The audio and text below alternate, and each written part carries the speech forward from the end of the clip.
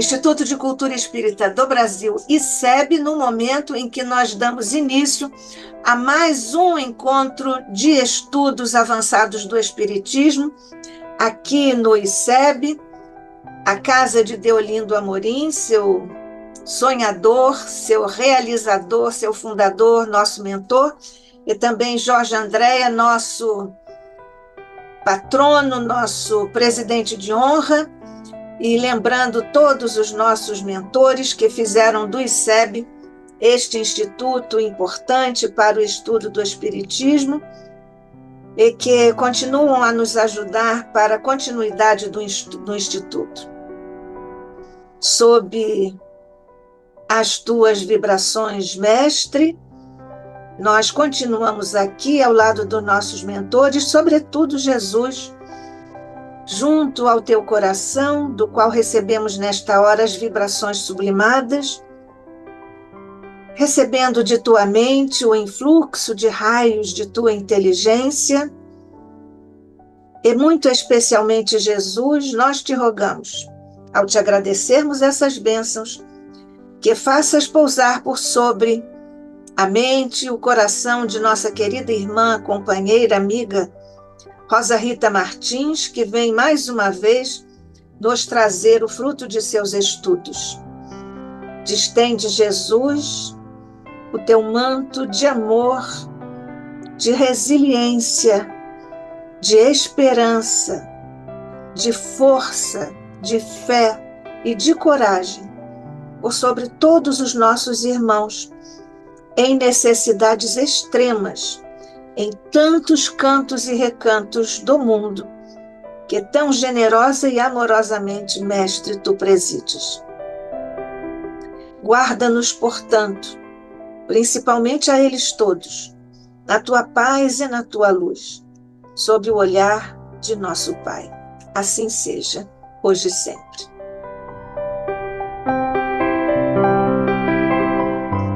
E nós estamos, então, recebendo Rosa Rita Martins, que é médica com especialidade em genética, é doutora em genética pela Universidade Federal do Rio de Janeiro, é vice-presidente do Instituto de Cultura Espírita do Brasil, o ICEB.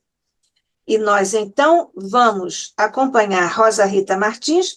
Ela hoje vem nos falar sobre depressão, abordagem espírita. Rosa, obrigada, querida. Somos todos ouvidos. Peraí que eu fiz errado. Eu vou...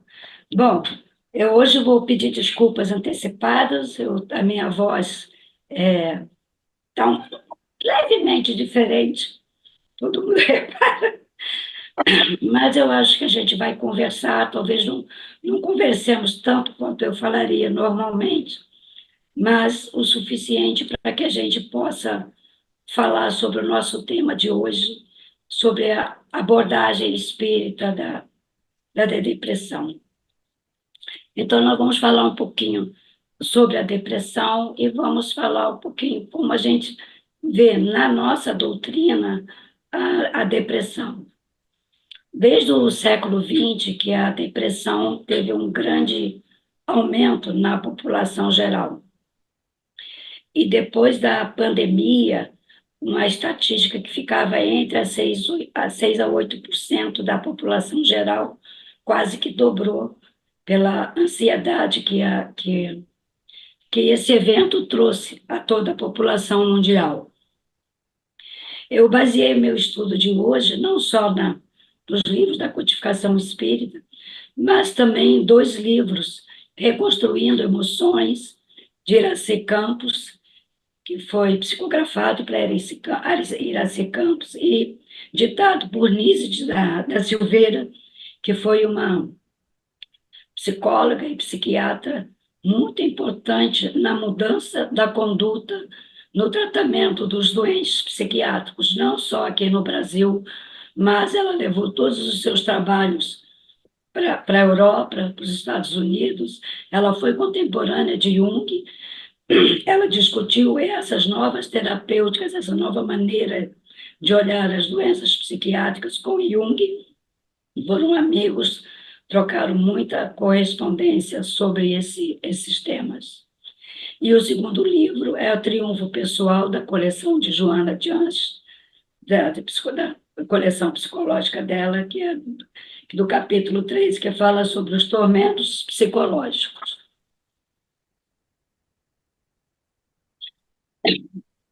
Então, vamos começar falando um pouquinho sobre o que nós somos. Nós somos espíritos vivenciando essas experiências e aprendizados nos mundos físicos e espirituais.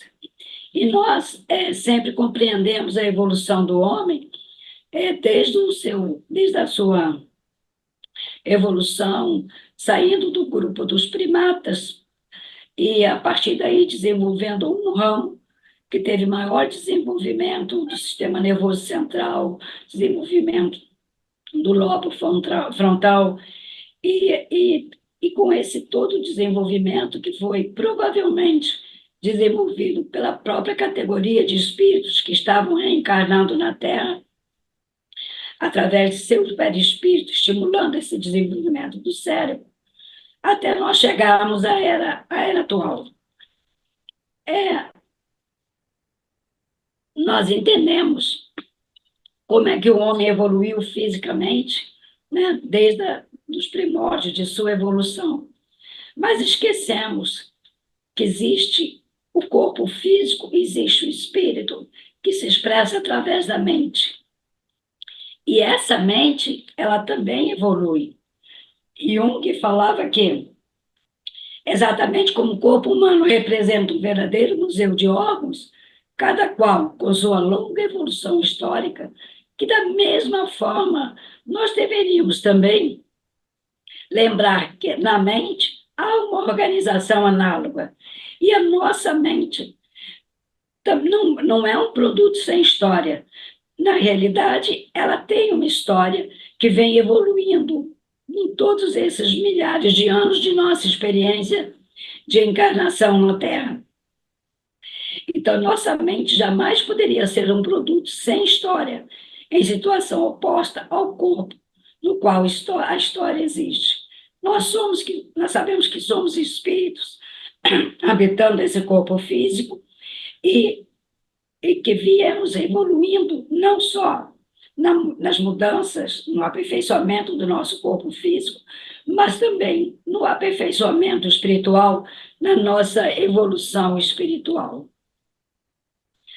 Nesse livro de Joana, no capítulo 6, ela fala que o psiquismo percorreu longa trajetória, desde os impulsos primários, instintos agressivos e de sobrevivência, que lhe permitiram sobreviver. Quando surgiu a inteligência, primeiro obnubilada pelas manifestações primárias, prosseguiu desenvolvendo emoções e sentimentos, tomando consciência de si mesmo, criando os arquétipos que o acompanhariam em todo o processo evolutivo, criando as suas memórias, na verdade. Arquétipo foi um termo criado por Carl Jung, né? São as imagens primordiais presentes em nosso imaginário que ajudam a explicar histórias passadas vividas por outras gerações. Carl Jung, na verdade, ele acreditava muito no arquétipo coletivo, né? O homem ia evoluindo, ia criando as suas memórias, e é como se ele compartilhasse essas suas memórias com todo aquele povo que vinha evoluindo com eles, né? E que essa memória, na realidade, esses arquétipos é que ajudam a explicar toda a história do homem, né? Mas ele falava, vividas por outras gerações, exatamente por essa ideia de que tudo que o homem pensava, imaginava, ficaria organizado nesse arquétipo coletivo que todos poderiam ter acesso. Para nós, na doutrina espírita, essa memória é individual, ela é do espírito. Se a gente for lá no Livro dos Espíritos, na questão 115, nós vamos ver que o espírito foi criado simples e ignorante. E, desde o início, traz dentro da sua consciência, né, na mente, toda a potencialidade de desenvolver o conhecimento de certo e errado, o que fará através das provas nas suas múltiplas reencarnações. Na sua consciência estão gravadas as leis divinas ou as leis morais. Portanto, quando nós, como princípios inteligentes, fomos criados, Deus nos incutiu as suas leis, as leis divinas ou as leis morais.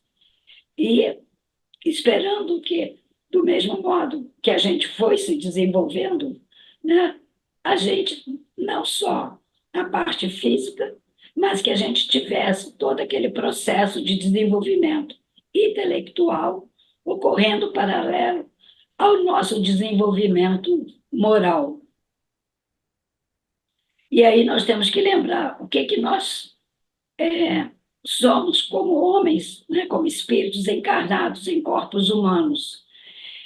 Pela Organização Mundial de Saúde, o homem é um ser biopsicossocial espiritual.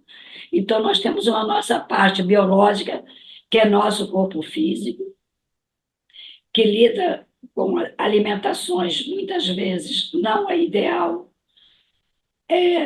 que lida com o abuso, às vezes, de drogas, álcool e de próprios alimentos errados, que expressa não só o nosso estresse físico, mas o nosso estresse mental.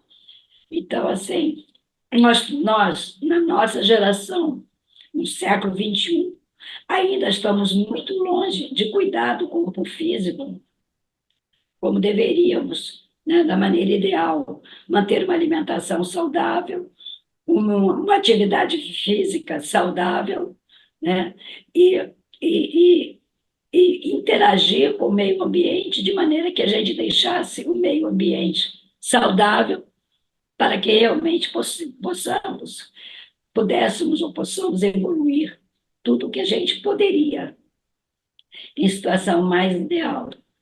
Social representa a nossa interação com o próximo. A gente lembra que Jesus recomendava: reconcilia com teu irmão enquanto estás a caminho. Então, enquanto nós estamos a caminho, convivendo com todos aqueles que estão à nossa volta, nós deveríamos muito mais expressar mais amor do que impaciência, do que intolerância, porque só interagindo, né, e aprendendo a amar, mesmo aqueles que têm dificuldade de lidar conosco, ou que nós temos dificuldade de lidar com ele, nós realmente estaríamos seguindo o caminho com o irmão que Jesus idealizou. Só que nós estamos expostos a emoções boas, emoções ruins, expressamos amor, empatia, mas ainda expressamos ódio, a gente disfarça o ódio com uma certa intolerância, ou a gente evita determinadas companhias, evita determinados programas sociais que a gente acha que podem encontrar alguém, para evitar que a gente sinta ódio, rancor, inveja, ambição. Só que esses vírus que Joana de Ângeles chamou de vírus psicológicos, nós temos que ser expostos a eles, como temos que ser expostos a emoções, exatamente para aprender a domar essas nossas má tendências. Ficar isolado, né? Se isolar num campo e usar até muitas vezes a desculpa da própria depressão para não interagir com o próximo, não nos ajuda em nada a evoluir. A nossa parte psicológica eu divido em duas partes. A gente está interagindo sempre com o mundo espiritual. Nós não somos isolados, não são dois mundos à parte. Temos o mundo espiritual, o mundo físico, agora estamos aqui, vamos cuidar daqui. Não, a interação entre os dois mundos ela é constante. Por isso a gente sempre fala da importância da prece, da importância do culto do evangelho do lar, da importância de cuidar da sintonia, né? A gente sabe que o nosso pensamento Depois que você emite o pensamento, ele é matéria que se irradia como ondas. Tudo que se irradia como ondas pode ser captado por outros espíritos encarnados ou desencarnados. Então, muito importante que a gente cuide da nossa sintonia. Daí a importância de, ao acordar, de fazer a prece, de tentar se interagir com o mundo espiritual, com nossos protetores espirituais, pedindo para que o nosso dia seja tranquilo, que nós sejamos pacientes, mas que também os outros sejam pacientes conosco, porque nós sabemos que o problema não são os outros, né? Como se está se repetindo às vezes muito, o problema são os outros, não. O problema são os outros que estão dentro de nós mesmos e que nós, às vezes, fazemos de conta que eles não existem. Então, assim, fazer uma oração, fazer uma prece, sair de casa sempre com bons pensamentos, isso vai nos trazer boas sintonias. E isso vai evitar aquele risco da fragilidade emocional que facilita os processos obsessivos. E nós vamos ver que essa fragilidade emocional, a gente vai conversar sobre isso daqui a pouco, muitas vezes é uma porta de entrada para os quadros de depressão. E lembrar também que nós, como espíritos, né, nessa nossa parte psíquica, nós somos somatório de reencarnações anteriores. Então, nós vivemos um aprendizado constante, sim, mas nós não somos só o nosso consciente. Nós temos registrado no nosso inconsciente os nossos débitos passados, de vidas passadas, que muitas vezes, em determinadas circunstâncias, em determinadas vivências, eles podem surgir na nossa consciência. Muitas vezes, quando a gente tem uma ideia que não nos agrada, um pensamento que não nos agrada, a gente pensa assim: ah, isso aí deve ser um obsessor que está perto de mim. Na verdade, muitas vezes não é um obsessor, não. Muitas vezes, por pela circunstância, pela vivência que você teve, você resgata dentro do seu inconsciente pensamentos que você gostaria de não ter mais. Mas é preciso que a gente busque, a gente vai falar sobre isso mais tarde, o autoconhecimento, que a gente busque se conhecer e compreender muito essa nossa interação biopsicossocial e espiritual, para que a gente possa vamos dizer assim, se precaver e que a gente nunca pode esquecer que todo reencarnado é resultado do equilíbrio entre todas as suas experiências de vidas no mundo físico e no mundo espiritual. Porque, como diz André Luiz no livro Ação e Reação, nós somos herdeiros de nossas ações pretéritas, tanto boas quanto más. Os registros no perispírito determinam o equilíbrio ou o desequilíbrio dos nossos campos vitais e dos nossos campos físicos. E aí, no livro de Valdo, a Joana nos fala que o ser humano é o somatório dos seus pensamentos, das suas atitudes, das suas realizações. Que o self, como ela gosta de falar, como o doutor Jorge André gostava muito de citar também, que é essa união entre o consciente e o consciente, na condição de um arquétipo primordial, preside ao processo de desenvolvimento que é imperioso alcançar. Estamos progredindo sempre. Nenhum de nós está isolado em alguma bolha. Não. Nós estamos aqui para progredir.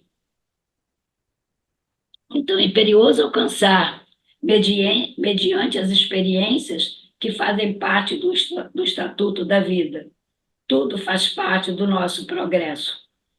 Eu não estou falando que não seja normal que um determinado dia, em determinados momentos, a gente se sinta meio depressiva, a gente se sinta triste, a gente reavalie as diversas situações que a gente vive. Mas o importante é que a gente lembre sempre esse self que corresponde à nossa essência, ou aquilo que existe de único único e peculiar na nossa personalidade. Somos nós que temos que olhar para dentro de nós e para o mundo ao nosso redor e lembrar o que somos, espíritos que estão aqui para progredir, e para progredir, interagir, não para buscar se isolar ou se esconder, porque isso, buscar o isolar, evitar interagir, isso é um caminho para os desequilíbrios emocionais, que é aquela dificuldade de lidar com as emoções. Essas emoções, boas ou ruins, elas sempre dão apreensão, elas sempre dão estresse. Cada vez que a gente vai para um trabalho novo, para uma situação nova, preparar uma palestra nova, tudo traz emoção, traz ansiedade, é normal. Uma perda traz tristeza, é normal. Tudo isso é normal. Tá? Ter essa ansiedade maior ou menor é normal. O que a gente não pode fazer disso é um extremo, é não se deixar dominar por essa ansiedade maior, né, de lidar com esse estresse, porque isso leva ao desequilíbrio emocional, às dificuldades de lidar com as emoções. E aí a gente, muitas vezes, a gente, talvez até por vaidade, por se achar já um ser meio superior, que não se incomoda com coisas do dia a dia, da vida, né? A gente se diz doente. É muito comum a pessoa dizer, hoje eu não acordei bem, eu não estou me sentindo bem, eu não sei, talvez eu esteja precisando de um médico, mas às vezes o que está nos deixando mal, entre aspas, é a dificuldade de lidar com as emoções, a dificuldade de lidar com o dia a dia, né? Então, assim, a suscetibilidade genética que a gente pode ter e o corpo físico influenciam o nosso comportamento, interagindo na secreção ou de ação de neurotransmissores. Né? Neurotransmissores são substâncias que são responsáveis por levar as informações do cérebro para o corpo físico, principalmente essas transmissões ligadas às emoções. E aí a gente tem que lembrar o seguinte: quem tem emoção é o corpo físico? Não. O corpo físico, ele expressa as emoções do espírito. Somos nós, espíritos, que ficamos ansiosos, que acabamos interferindo na transmissão desses neurotransmissores, desses neuropeptídeos, e passamos para o nosso corpo físico. É como se a gente passasse para o nosso corpo físico essa nossa ansiedade.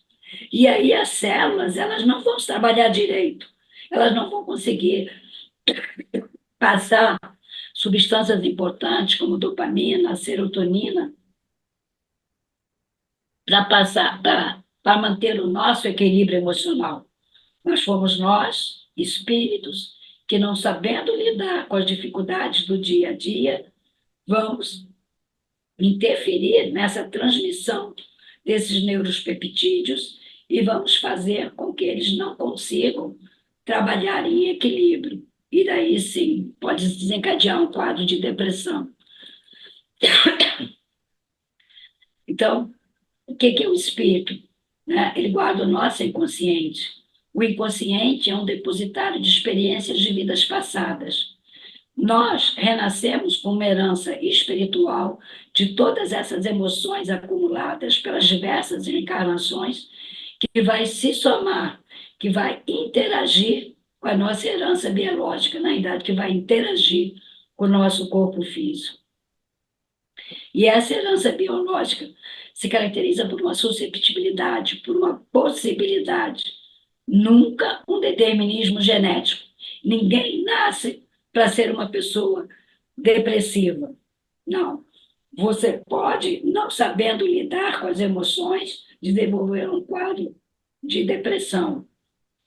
Mas essa depressão pode estar, sim, relacionada a uma susceptibilidade do teu organismo. Então, você precisa de uma ação epigenética. Não é porque você tem essa susceptibilidade que você será uma pessoa depressiva. Na realidade, é a sua interação, a maneira como se interage com os outros, com o meio ambiente, com as pessoas que estão ao seu redor, com o seu interior e muitas vezes até com o mundo espiritual, que você poderá desenvolver, então, um quadro de depressão.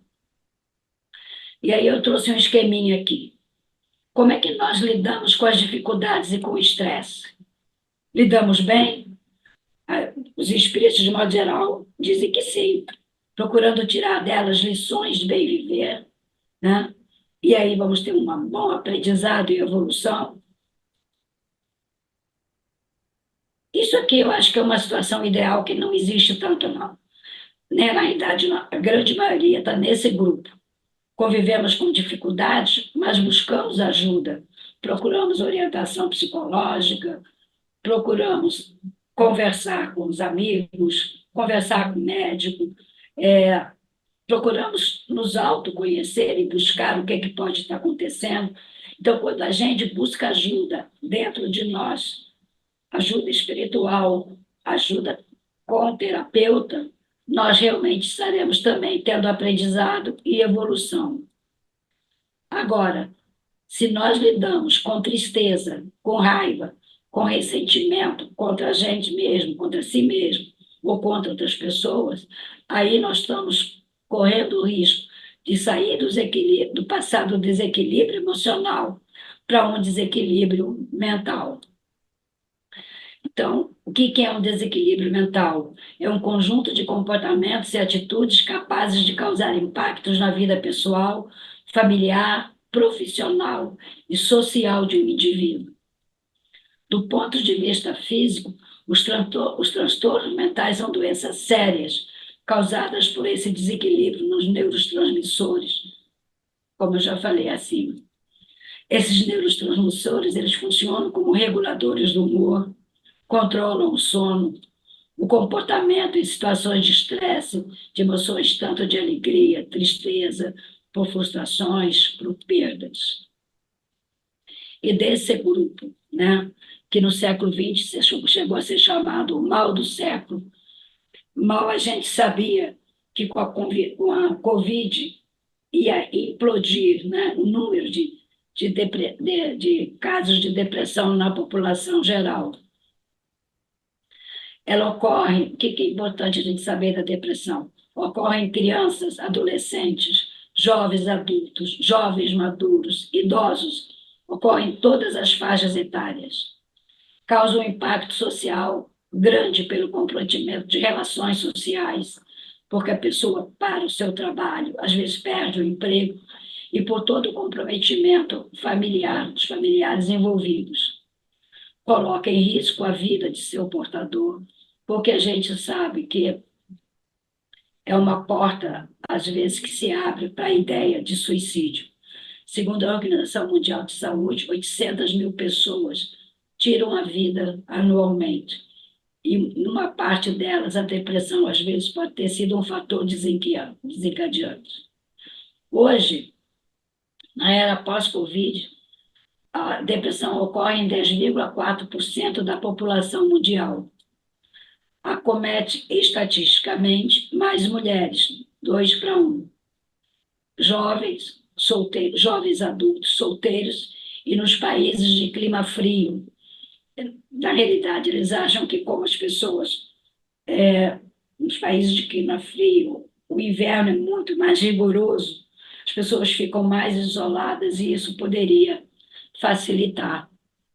Agora, em relação às mulheres, eu não acredito tanto. Eu acredito que os homens demoram mais a aceitar o diagnóstico. Eles não acham que eles acham que depressão é coisa de mulher. Não é um homem que é homem não fica deprimido. Então eles demoram mais a aceitar o diagnóstico. Só que essa demora a aceitar o diagnóstico, isso pode trazer consequências mais graves. a gente não esquece que o suicídio é mais comum entre os homens do que entre as mulheres. Então, às vezes, eles fazem, sim, o quadro depressivo, eles acabam pensando mais isso. Na realidade, assim, quem pensa mais em suicídio é a mulher, estatisticamente. Só que ela comete menos. O homem não admite que pensa, mas se suicida mais. Nas mulheres, a depressão pós-parto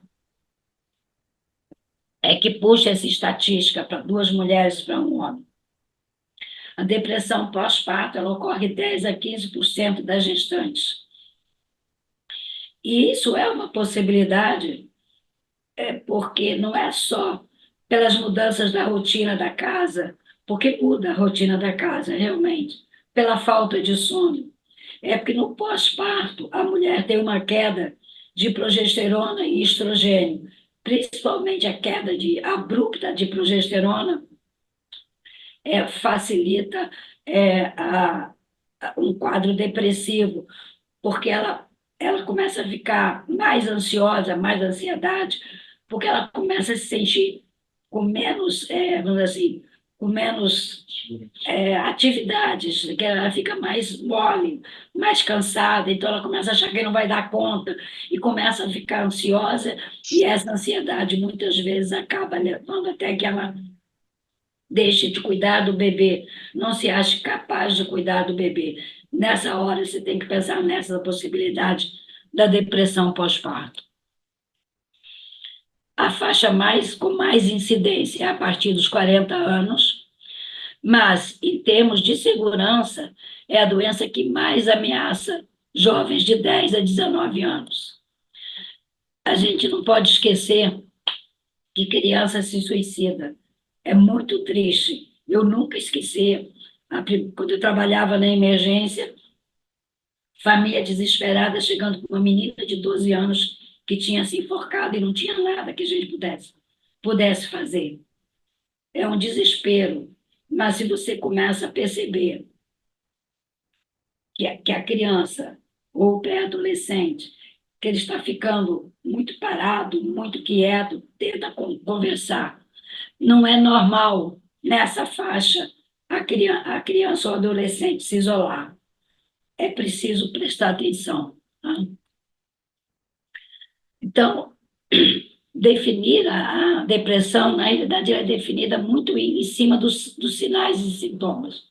Humor rebaixado, angústia, ansiedade, instabilidade emocional, tristeza prolongada, falta de ânimo, choro frequente, às vezes coisas que você nem entende. Às vezes você fala uma frase e a pessoa começa a chorar, e às vezes não tinha, na sua opinião, nada que pudesse desencadear aquela reação.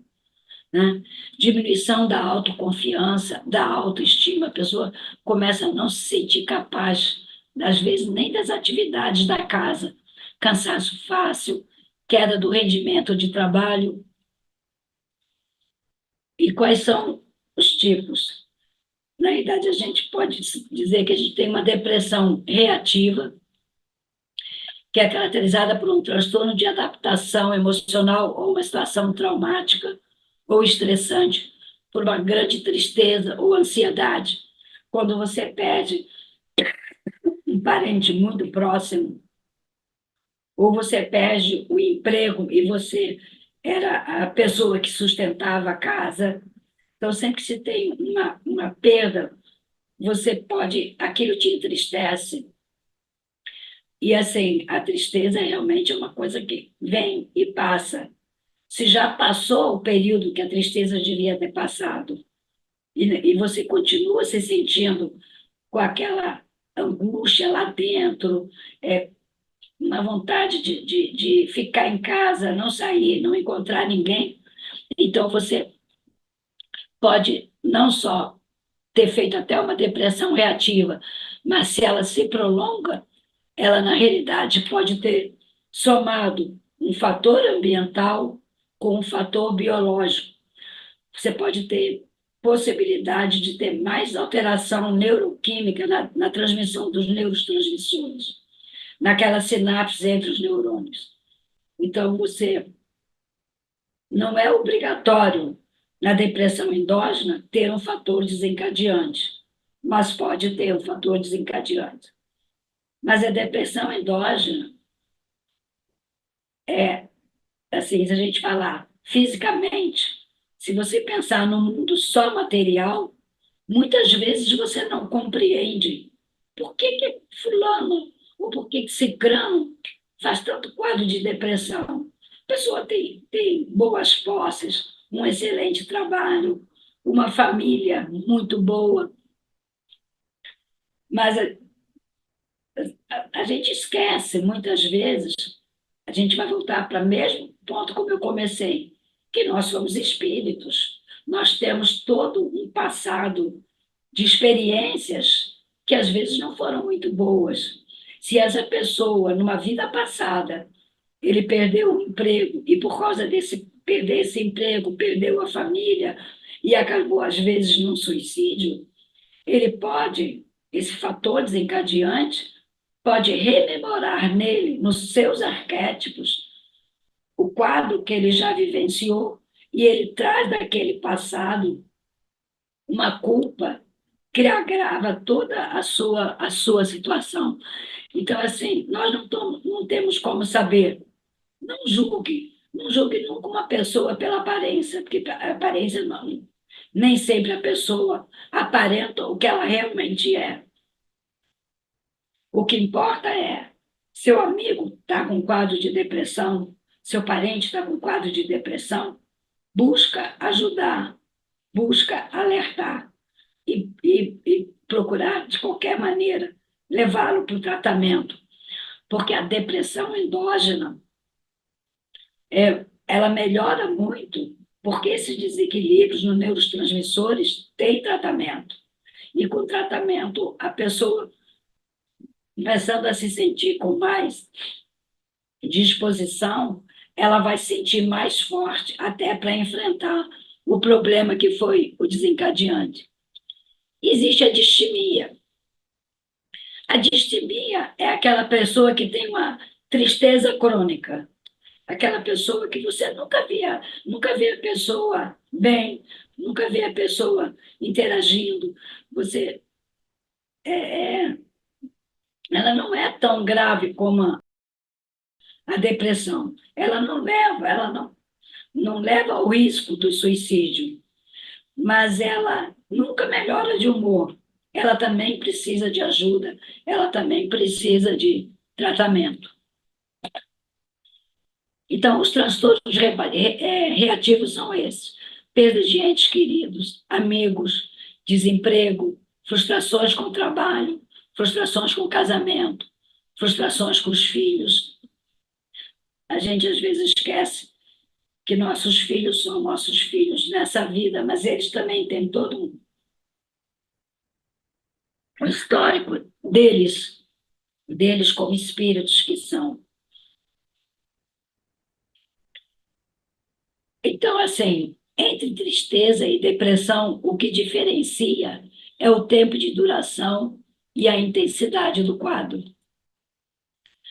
Mas agora eu queria chamar a atenção para uma doença.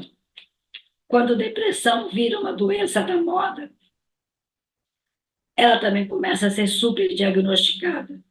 E muitas vezes a gente esquece que existem determinadas doenças que, por si só, dão uma queda de estado geral, dão a dinamia, que é a falta de ânimo, dão cansaço fácil, né? A principal é o hipotiroidismo. Hipotiroidismo acontece em crianças, acontece em adolescentes, acontece em adultos, acontece em idosos, principalmente das mulheres pós-menopausa. Então, às vezes, a pessoa acha que ela está deprimida porque ela está em menopausa. Não, ela está hipotiroideia. Trata o hipotiroidismo que a depressão vai embora.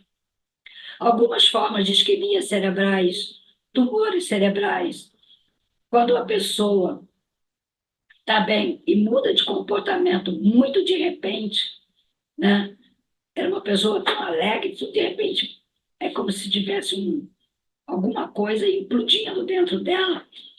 Pensar na possibilidade de tumores cerebrais, principalmente se tiver dor de cabeça, história de dor de cabeça, dificuldades visuais, cardiopatias, né? Até as cardiopatias que às vezes dão um cansaço físico muito grande pela diminuição de oxigenação do corpo, anemias crônicas, né? Falta o sangue oxigena menos os tecidos, isso também vai dar um cansaço. Então, muito importante, se fazer avaliação psicológica, psiquiátrica, é importante, mas a avaliação clínica é importante. Nenhum paciente pode visar apenas a avaliação psiquiátrica. Você tem que ver a avaliação do paciente como um todo. Então, a avaliação clínica, ter certeza que não existe nenhuma doença orgânica que possa estar dando aquela queda do estado geral, é muito importante.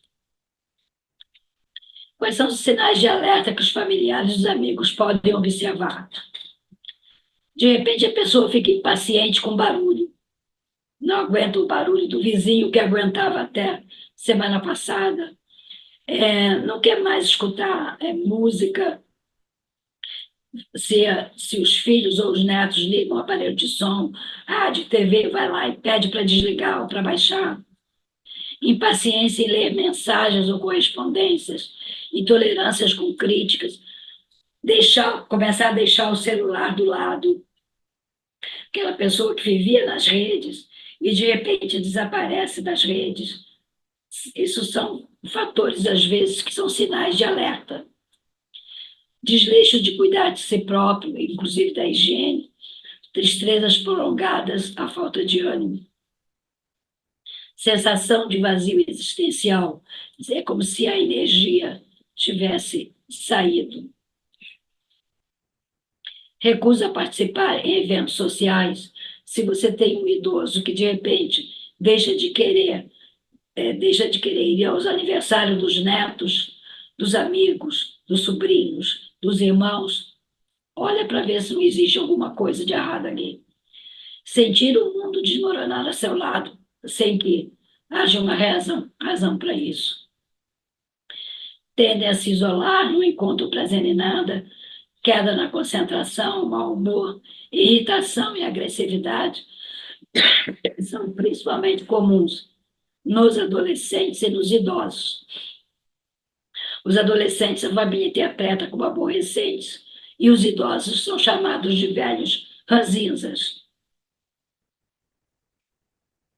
Para olhar o seu velho ranzinza um pouquinho mais de atenção e afeto e ver se não existe alguma coisa mais além de ser ranzinza. Então, assim, eu queria chamar a atenção nas crianças, nos adolescentes e nos idosos, porque esses são os mais difíceis de fazer o diagnóstico. Na criança, os sintomas são muito variados, mas quando você tem uma criança que tende ao isolamento, a uma calma excessiva e começa a não querer ir para a escola, a mãe geralmente bota a culpa na escola. Acha que a escola deve ter algum coleguinha que está fazendo alguma coisa de errado. Né? Ou se, por outro lado, a criança começa a ficar muito mais agitada, começa a se autoagredir, você insiste, leva para a escola na marra, chega lá, ele bate nos colegas. Então, você deve levar tratamento psicológico em criança. É um tratamento extremamente rápido. Eu não sei nem por que os pais, às vezes, demoram tanto a levar a criança para uma avaliação.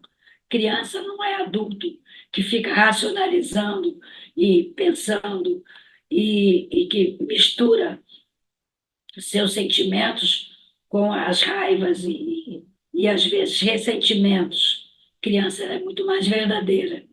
O tratamento de depressivo na criança, o tratamento psicológico, a resposta, às vezes, é em 2, 3 meses.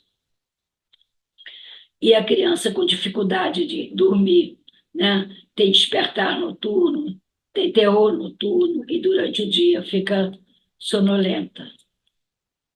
No adolescente, é insegurança, mau humor, hostilidade, irritabilidade ou então retraimento.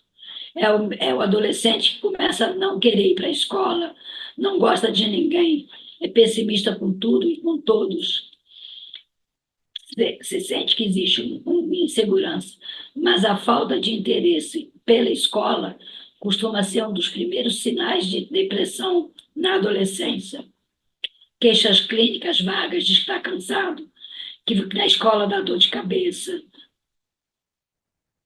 mudança de apetite, tanto diminuir o apetite como comer demais, tudo isso pode ser umas formas de depressão.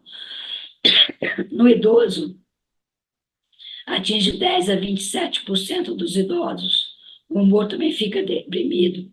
Como os adolescentes ficam irritados e impacientes, o cansaço, dificuldade de manter as rotinas que mantinham antes. Quanto mais dificuldade de manter a rotina, mais irritados eles ficam. E aí eles ficam buscando uma doença. Eles ficam achando que o que eles estão sentindo que deve ser alguma doença. Então, eles ficam indo no cardiologista. Ah, então, isso aqui é uma falta de ar, vai no pneumologista.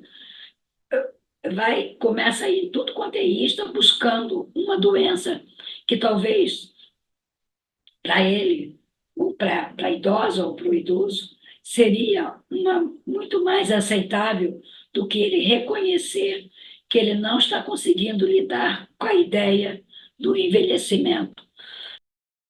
E aí, a dificuldade é porque eles não têm dificuldade de encontrar médicos que vão ficar tratando esses sintomas que eles sentem.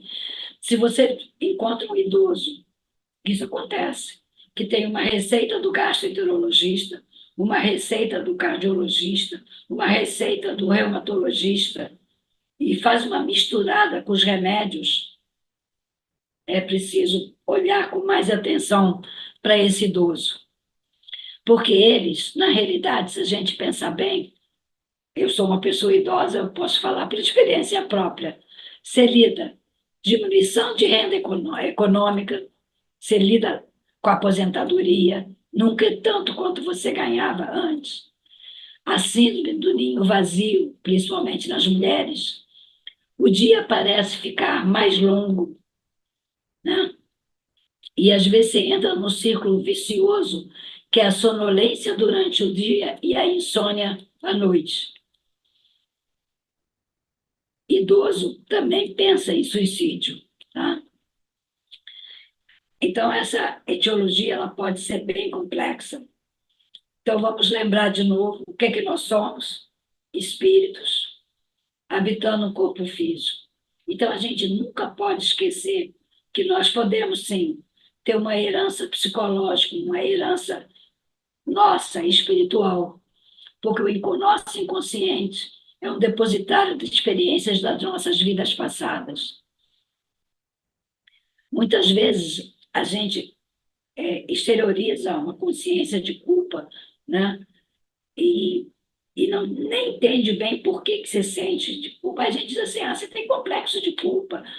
Não é que você tenha um complexo de culpa, mas talvez você ainda não tenha se desculpado de uma vida passada como você deveria ter se desculpado. E o importante é não valorizar essa consciência de culpa, né? Mas trocar essa consciência de culpa por uma consciência de responsabilidade. Tá bem, eu posso ter feito alguma coisa que na época eu já me arrependi, eu já devo ter feito os resgates que eu precisava ter feito em vidas posteriores. Eu posso assumir uma consciência de responsabilidade. O que eu posso fazer para me sentir bem, né? Como eu posso resgatar algo que eu possa ter feito antes? A gente sabe que lidar com o próximo, trabalhar pelo próximo, cuidar. Esse próximo pode ser, inclusive, dentro da própria família, ou trabalhar com asilos e visitas fraternas, tudo que você possa fazer de bem pelo próximo, você está transferindo, transformando essa sua consciência de culpa numa consciência de responsabilidade. E a partir daí, você consegue equilibrar o seu emocional. Quantas pessoas, quando começam a frequentar uma casa espírita, uma igreja, um templo, dentro de uma instituição que faz trabalhos de assistência pelo próximo, as pessoas começam a se sentir melhores. Na verdade, você está fazendo exatamente essa troca de consciência para consciência de responsabilidade. Pode ser uma alteração na liberação de neurotransmissores? Pode, mas isso você trata e a resposta ao tratamento clínico é boa, é rápida e pode ser prolongada. Você aprende a se conhecer. Então, se você tiver uma recidiva, um novo fator desencadeante, você mesmo vai perceber quando você precisa voltar ao tratamento. Pode ter uma ação epigenética no desencadeamento? Pode. Reação a um fator externo, a depressão reativa, que eu já falei, o luto, a perda afetiva, tudo que a gente já de certa maneira, eu já adiantei antes, tá? O importante é isso aqui. Tem boa resposta ao tratamento clínico e à psicoterapia. Só que 75% dos portadores recusam atendimento especializado. Eles não se preocupam em ir no cardiologista, na nutricionista, no endocrinologista, no urologista, com todos os istas que eles puderem. Mas você não consegue levar, às vezes, para uma avaliação psicológica, né? Principalmente os homens. Os homens têm muita dificuldade de admitirem que possam estar precisando de uma ajuda. Um percentual dessas pessoas realmente desenvolvem doenças psicossomáticas, que é quando você, em vez de você dizer que está ansiosa, você diz que tem um aperto no coração. Não é incomum aquela pessoa que chega na emergência dizendo que está infartando, porque ela sente aquele aperto e ela ouviu falar que no infarte a pessoa tem uma dor em constricção, né? E aí ela pensa, não, eu tô. E aí vai, muda de cardiologista, né? Eu conheci uma pessoa que era depressiva, na realidade só melhorou da dor do coração dela quando ela tratou a, a depressão. Mas até lá, ela era uma paciente que de 15 dias estava numa emergência para tratar um infarto agudo que ela estava tendo. Na realidade, ela não conseguia mais suportar a angústia que ela sentia, aquele aperto no coração. Na realidade, era angústia. Então, assim, só que elas acabam achando uma desculpa. Elas conseguem médico que tratam. Mas o ideal mesmo é tratar. Porque a depressão, ela leva a uma decepção consigo mesmo, né? Fica deprimido, mas fica mais deprimido ainda por estar deprimido. Tem uma baixa autoestima, acabam tendo a insônia, que dá mais cansaço, mais adinamia, não conseguindo fazer as suas atividades, ficam mais depressivos, mais decepcionados consigo. E aí entram nesse ciclo vicioso. E qual é o risco quando a gente entra nesse ciclo vicioso que te deixa tão para baixo? O risco é a obsessão.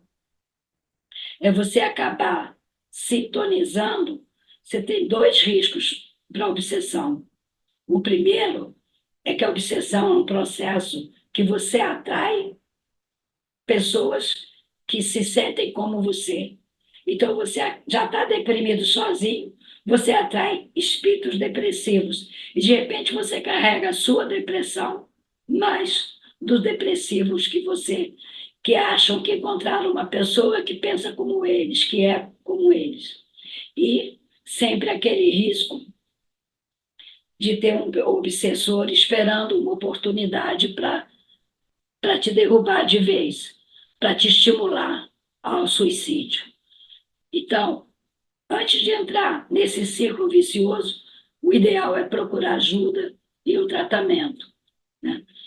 Iraci, a doutora Nise da Silveira, ela ditou para Iraci o seguinte: um dos grandes desafios do ser humano é controlar os pensamentos que alternam entre positivos e negativos. Quando são pensamentos positivos, são benéficos e auxiliam a superação das dificuldades, trazendo o equilíbrio do corpo físico e também das emoções, e eu diria, e também a proteção contra processos obsessivos. Quando são pensamentos negativos, configuram-se em pensamentos intrusivos, obsessivos e automáticos, provocando grandes de ajustes emocionais no ambiente e fisicamente desencadeando inúmeras disfunções do sistema imunológico endócrino através de grupos de neurotransmissores e bioquímicos. Então, o importante, sim, o tratamento medicamentoso específico que leva à melhora da função dos neurotransmissores, tratamento psicoterápico, atividades físicas, os passes, a água fluidificada, o tratamento espiritual, criar o hábito da prece, o culto do evangelho no lar, as leituras saudáveis. Somos espíritos habitando o corpo físico. Temos que tratar nosso lado espiritual, temos que tratar nosso lado físico. E o importante, o trabalho voluntário. Trabalhar pelo próximo, né, não faz bem só para o próximo, faz muito bem para você também. Mas buscar também o autoconhecimento, isso é muito importante também. Aconteceu, por que aconteceu? O que eu posso ter, aonde eu posso ter descuidado para chegar num determinado ponto. Então a gente sempre lembra da frase que Sócrates leu lá no templo de Delfos. Delfos, conhece-te a ti mesmo. E Santo Agostinho, na questão 919, ele fala: o conhecimento de si mesmo é a chave do progresso individual, é a proteção que muitas vezes você precisa para não entrar na cilada da depressão. Em relação ao trabalho pelo próximo, tem esse trabalho que mostrou que foi feito com universitários, jovens, né, jovens adultos, que responderam questionários sobre práticas religiosas, espirituais e sobre eventos produtores de estresse. E o estudo mostrou que o bem-estar espiritual, aqueles que desenvolviam, frequentavam cultos religiosos e praticavam trabalhos pelos próximos, que atua como levando ao bem-estar espiritual, fator protetor para transtornos psiquiátricos menores, sendo a subescala de bem-estar existencial a maior responsável pelos resultados obtidos. Então, a gente não pode esquecer nunca: fazer o bem, faz o bem a quem o recebe, mas faz o bem também a quem o faz. Então, estou encerrando.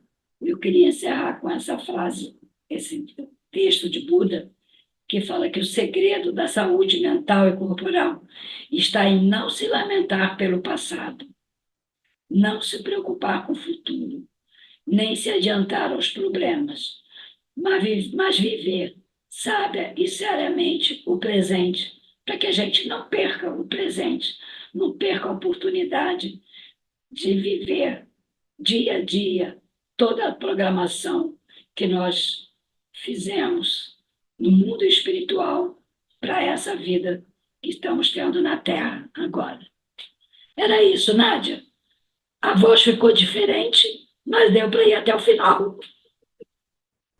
Graças a Deus, estávamos aqui acompanhando atentamente o desenvolvimento do raciocínio, as informações, mas vibrando pelas suas cordas vocais para que elas produzissem o resultado que nós todos esperávamos e que se concretizou com um estudo tão especial, tão necessário e tão orgânico com as informações da medicina, genética inclusive, ou da medicina geral, a psicologia, a psiquiatria e o espiritismo. Foi um belo apanhado e nós agradecemos muito.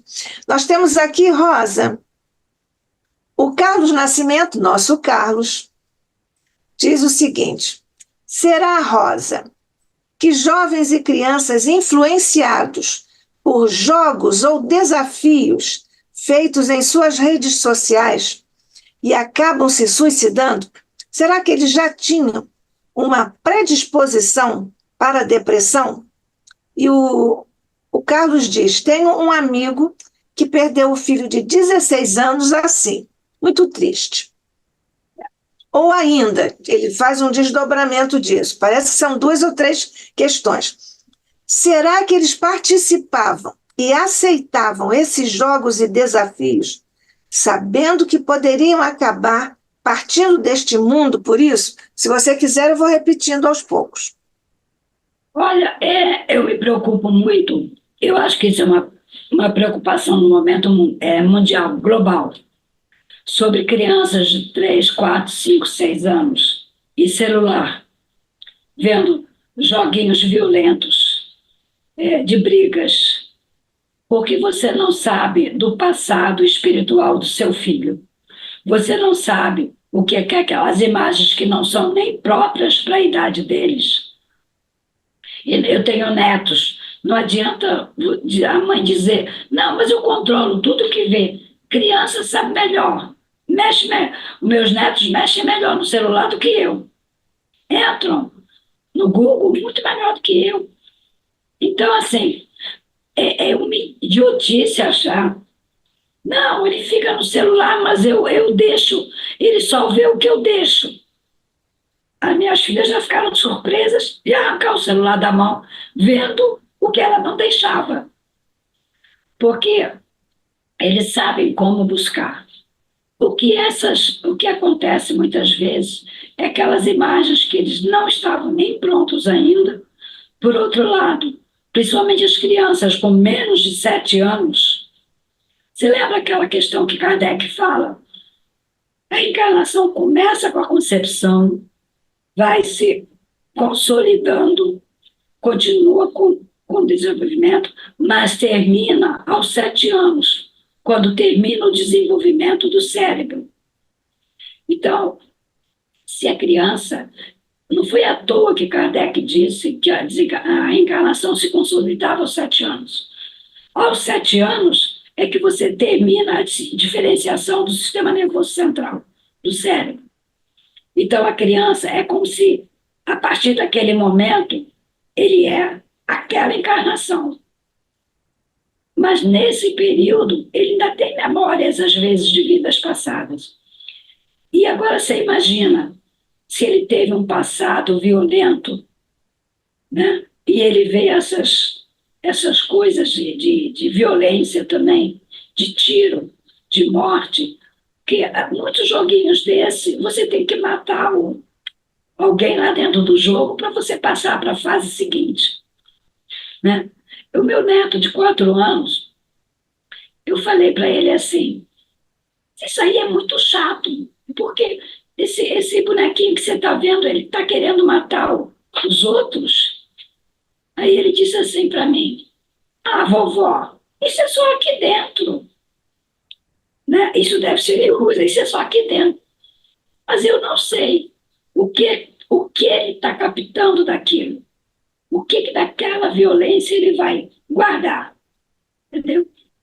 Então, eu acho que sim, eu acho que existe uma corrente agora mundial, uma tentativa, até saiu um livro sobre isso, que eu não estou me lembrando o nome agora, de realmente os pais levarem mais a sério o que eles estão estimulando em seus filhos, principalmente nesses que ainda não completaram o processo reencarnatório, que podem estar reacendendo sensações que eles tiveram de outras vidas. A segunda pergunta qual era? Não, foi um desdobramento praticamente. Ele disse: será que esses jovens e crianças, influenciados por jogos e desafios, participavam e aceitavam esses jogos e desafios, sabendo que poderiam acabar partindo deste mundo por isso? Será que eles buscavam isso Eu acho como assim, um instrumento para o suicídio? Acho que é isso. não, eu já entendi. Na verdade, assim, se era um adolescente depressivo, se ele não encontrava graça nenhuma na vida que ele estava vivendo, é como se ele dissesse assim, já que a minha vida não vale nada mesmo, ninguém me ama, ninguém me quer, meus pais não se incomodam comigo, então, se eu posso realmente fazer o que esse cara está me dizendo, que pode ser que é assim. E a fantasia de que isso seja só um jogo e que realmente não vai morrer, né? Eu não acho que todos os que cometeram, quando foi naquela época da baleia assassina, que todos aqueles que fizeram tinham realmente a ideia de que poderiam morrer. Mas há poucos, um ano atrás, na escola da minha neta em São Paulo, uma colega da turma dela, que era amiga dela, foi até o banheiro da escola, pegou o cinto, botou no chuveiro e se suicidou. Aquela menina sabia o que estava fazendo.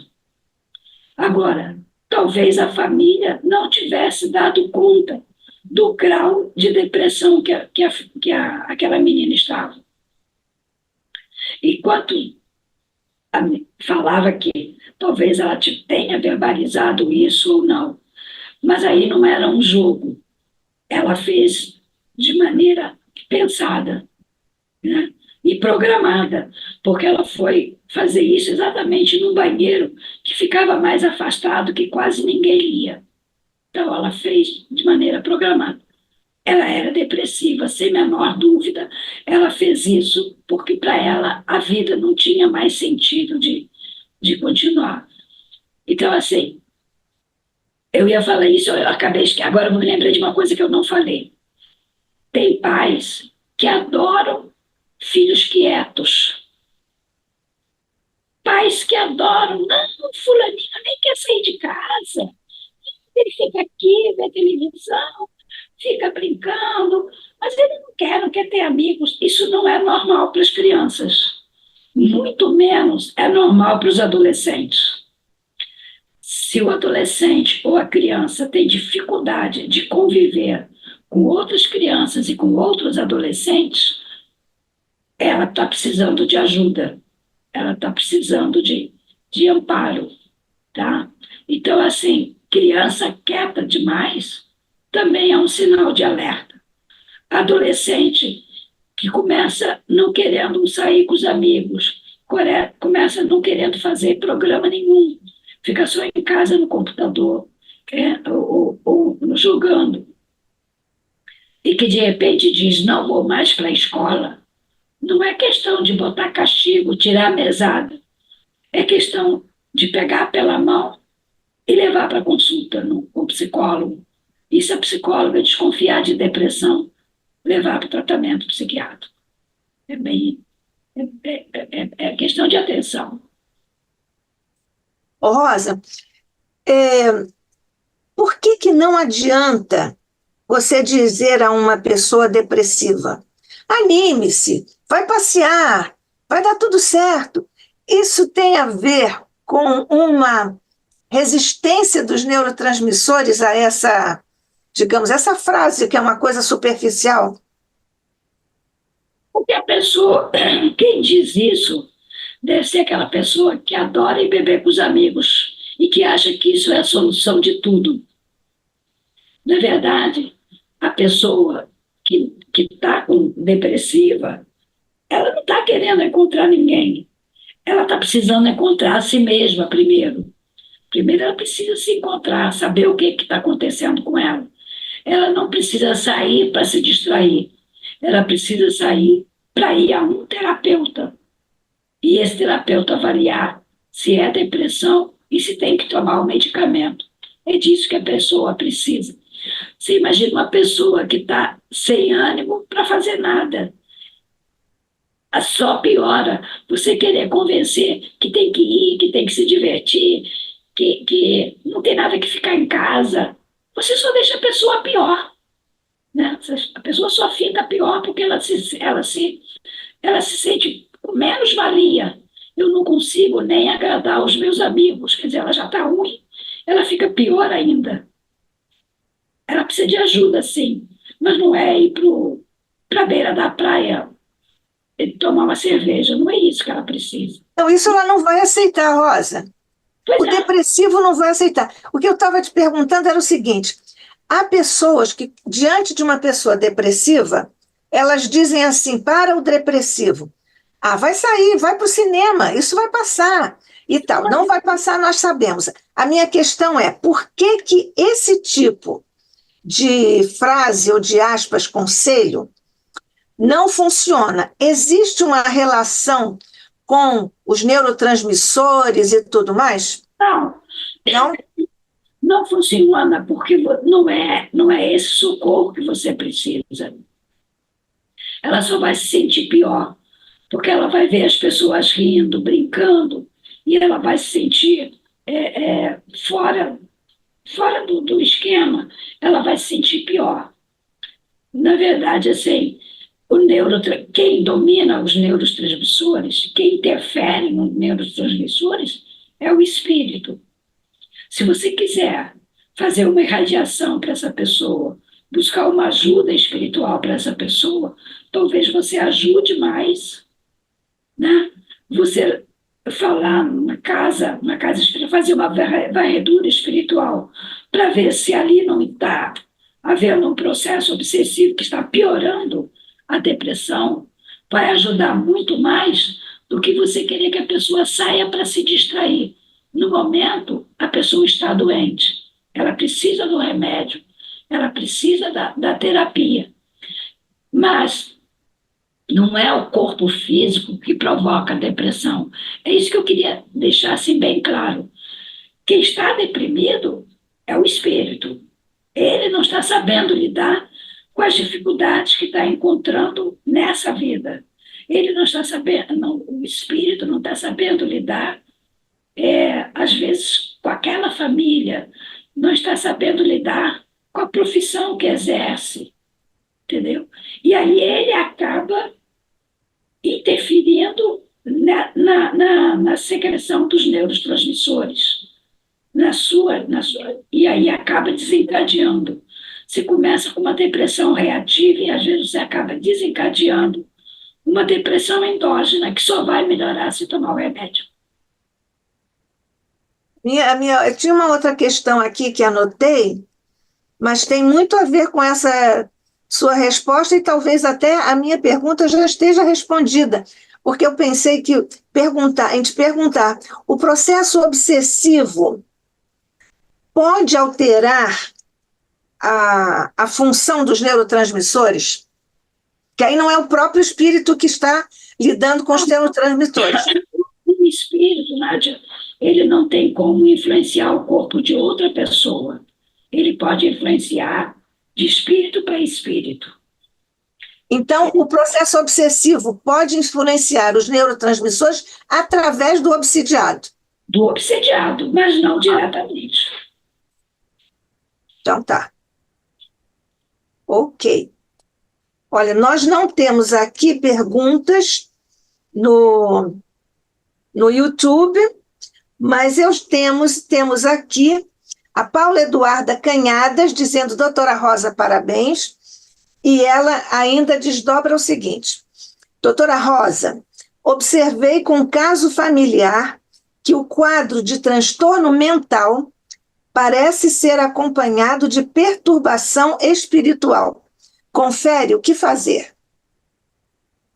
Procurar as duas ajudas, a física com o médico e procurar ajuda na casa espiritual próxima, indo nessa casa pedindo atendimento fraterno, explicando o que está acontecendo e pedindo o atendimento espiritual que a gente chama, para que eles possam fazer uma avaliação se existe uma influenciação espiritual ou não, que também é tratada dentro da casa espírita. Desdobrando aqui o que a Paula Eduarda Canhadas perguntou, ela diz que uma observação dela é que o quadro de transtorno mental parece ser acompanhado de perturbação espiritual. É acompanhado ou é passível de ser acompanhado? Ou geralmente é acompanhado? Não, eu não vejo dessa forma. Eu acho que, às vezes, pode ser acompanhado, mas eu acho que não é uma regra geral, não. Isso não é regra geral. Por isso, você tem a grande maioria, não faz tratamento espiritual e melhora com tratamento clínico. Entendeu? Então, não Ok. vejo desse jeito. Eu vejo que algumas pessoas podem, principalmente aquelas que reincidem com frequência. Tratou a primeira depressão, dali a pouco está de novo, dali a pouco está de novo. Essas talvez valesse a pena fazer uma avaliação espiritual. Quando você diz que há uma possibilidade de haver uma segunda depressão, uma terceira depressão, é porque as primeiras, as anteriores, não foram bem cuidadas, ou não? Não, não obrigatoriamente, Nádia. Tem gente que tem uma vida ou nasce com muitos problemas, né? Você, a gente não sabe as nossas programações reencarnatórias, mas, de qualquer maneira, tem gente que resolve uma questão, trata, fica bem, daqui a pouco perde o emprego. Aí você vem um outro fator epigenético, a perda de emprego, não tem dinheiro para pagar as contas, aí desenvolve de novo, entendeu? Uhum. Então, assim, não, Quer dizer, aí é pelos fatores desencadeantes. quem tem depressão endógena, e você diferencia, porque quem tem depressão endógena, a melhora é muito rápida. Então, quando você vê uma melhora assim, muito rápida, você já percebe que havia uma alteração física de neurotransmissores, né? Então, essa pessoa, ela melhora e, às vezes, ficam em fase de remissão durante anos. Mas se, de repente, acontece um outro caso, né, uma outra situação, aí a pessoa pode realmente desencadear novamente. Aham, perfeito. Olha, a Paula Eduarda Canhada está agradecendo, viu, Rosa?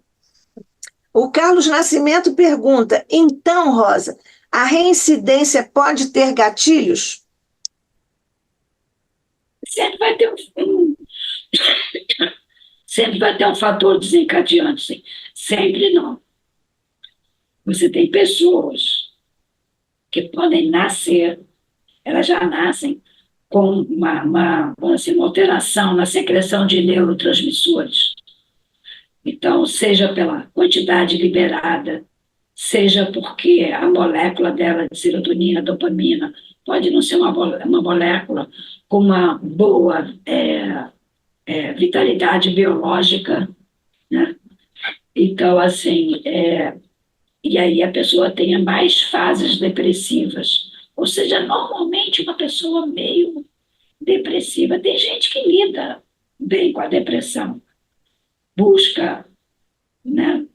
Sabe exatamente quando está precisando do remédio, sabe quando pode ficar sem o remédio.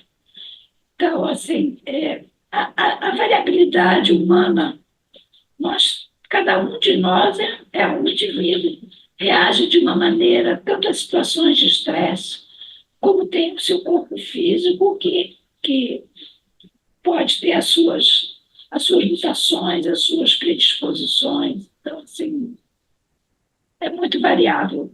Eu acho assim, por isso que eu sempre falo que tem que fazer a avaliação, né?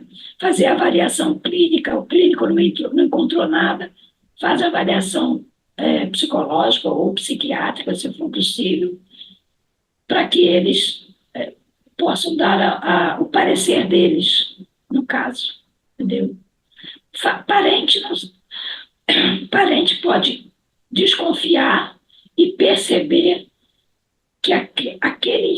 precisa de ajuda, mas ele nunca vai poder saber se é ou não antes que ele consulte um especialista.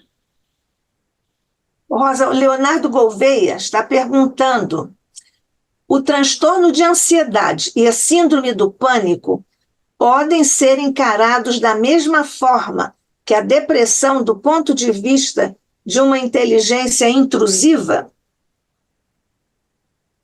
É difícil de responder. Qualquer um de. Você lembra aquela questão do livro dos espíritos? Podem os espíritos interferir na nossa vida? Eu não me lembro o número dela. Acho que o Luiz está falando aqui que é a 459. Não sei. Ou é 259, não sei qual é. Eu sei, mas eu sei a resposta. Pode. E muitas vezes são eles que nos dirigem. Essa é a resposta que os espíritos deram. É o orar e vigiar constante. Eu acho que a gente tem que se amar, tem que se autoconhecer, tem que entender a sua importância para si mesmo, né? E buscar sempre, se precisar de ajuda, buscar ajuda. Porque O Leonardo, a gente vive em sociedade para isso.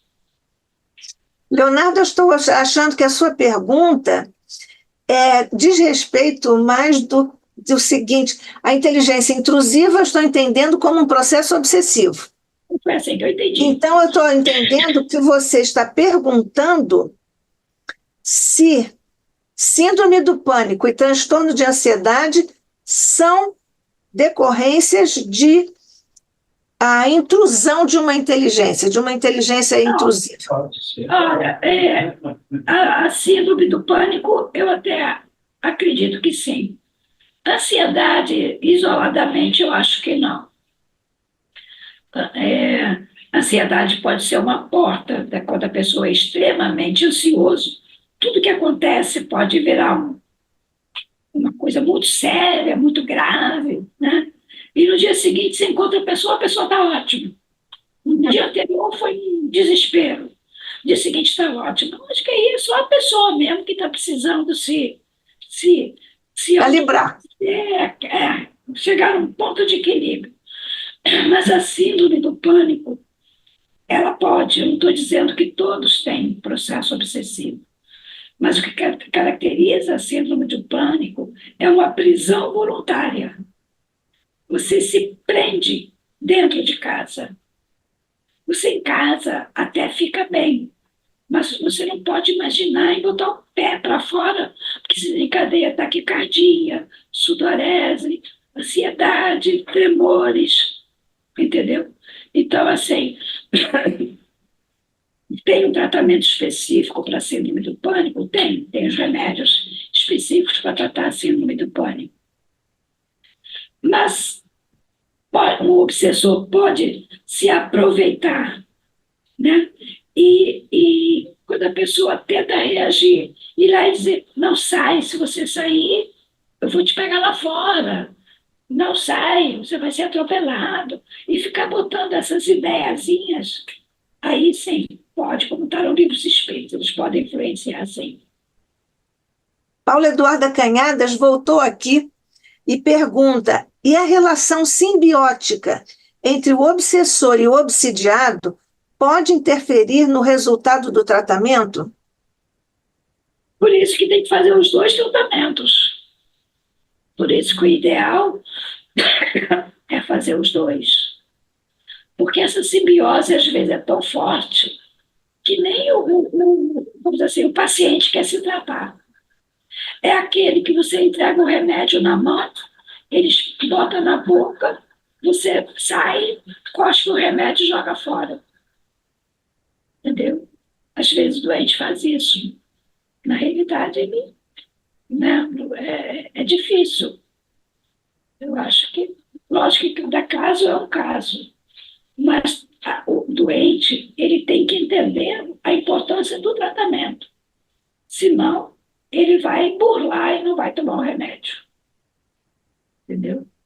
E esse não tomar o remédio pode estar sendo influenciado por um obsessor? Pode. que sabe que se ele tomar o remédio, ele vai equilibrar uma parte do organismo. E aí pode começar a melhorar, entendeu? Bom, nós temos aqui, obrigada Paula Eduarda Canhadas, obrigada Leonardo Gouveia, obrigada Carlos Nascimento e obrigada a todos que estiveram aqui conosco em ambos os planos de existência, acompanhando esse estudo tão interessante, tão presente, com tantos desdobramentos, informações e orientações para a nossa vida no cotidiano e na gestão da nossa encarnação. Eu devo confessar que, ao longo da sua exposição, eu ficava um pouco, não vou dizer ansiosa não, viu? Mas eu ficava assim, vibrando muito para a sua garganta aguentar e nós chegarmos como chegamos a um excelente termo da sua exposição, em termos de conteúdo e, claro, da vitalidade de suas cordas vocais, e nós todos estamos aqui muito agradecidos. Hein?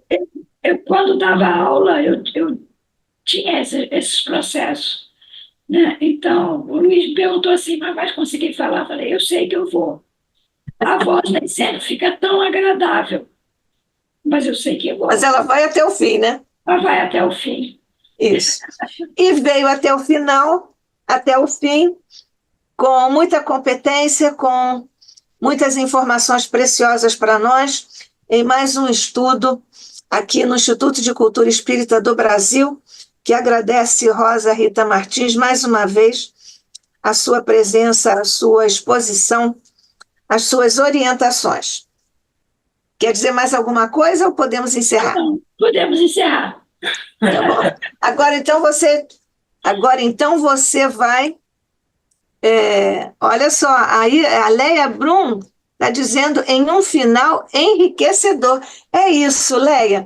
Aproveitando aqui a presença da Leia, que muito nos agrada, nos alegra em todos os nossos encontros. Obrigada, Leia. Mas nós sabemos que a Leia é do Rio Grande do Sul. Então, neste momento, Leia, nós fazemos do seu coração, como já fiz, presente aos vários companheiros, nossos irmãos, nossos amigos, companheiros lá do Rio Grande do Sul, e agora também através do seu coração, leve as vibrações nossas aqui do ICEB, de todos nós que estamos juntos em ambos os planos de existência aqui no ICEB, leve a nossa solidariedade, a nossa vibração e a nossa prece para engrandecimento, fortalecimento, resiliência a esses nossos irmãos, um povo tão corajoso, tão vigoroso, que gosta de pelear, né, Leia Brum? Peleia e consegue e conquista. Deus abençoe todos os nossos irmãos gaúchos, hoje e sempre. Mestre querido, nesta hora, em que te rogamos vibrações especiais por sobre todos os nossos irmãos do Rio Grande do Sul, neste momento dramático da sua história rica, grandiosa, corajosa. Que eles recebam as nossas vibrações de paz, de luz, de resiliência, de coragem, através do teu coração, Jesus. Faz o mesmo com relação a todos os nossos demais irmãos, que em todos os cantos e recantos do planeta possam estar enfrentando duras situações, como, aliás, tu, mestre, também já nos alertaste a respeito dessas questões grandiosas para o nosso aprimoramento, mas dolorosas na nossa trajetória. Sabemos que tu, mestre, estás no leme, que tu cuidas de todos nós. E te pedimos que nos ajudes a enviar agora de nossos corações essas vibrações de amor, carinho e solidariedade a todos os nossos irmãos em todo o planeta que tu, Jesus, tão amorosamente diriges. Nós te agradecemos mais um encontro precioso de estudos à luz do teu Evangelho e do Espiritismo. Por sobre Jesus lança, por sobre o ICEB, por sobre Rosa, por sobre todos nós, lança a tua misericórdia, a tua paz e flocos de tua luz por sobre nossas mentes e corações, hoje e sempre, sob o olhar de nosso Pai. Graças te damos, hoje e sempre.